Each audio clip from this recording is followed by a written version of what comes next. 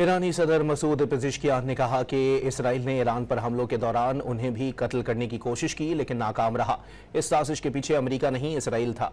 ईरानी सदर मसूद पेज़ेश्कियान ने तेहरान में अमेरिकी मीडिया से गुफ्तगू में बताया कि वो एक मीटिंग में शरीक थे जब उस इलाके में इसराइली तैयारों ने बमबारी की। ईरानी सदर ने कहा कि ईरान को मुज़ाकरात में दोबारा शामिल होने पर कोई मसला नहीं है, लेकिन मुज़ाकरात में दोबारा शमूलियत मशरूत होगी।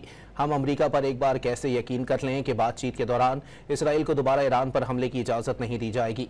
पहले भी अमेरिका ने अपनी मंजूरी के बगैर इसराइली हमला ना होने का यकीन दिलाया था। उन्होंने कहा कि इसराइल ने मुज़ाकरात के दौरान हमला करके सिफारतकारी को नाकाम बनाया।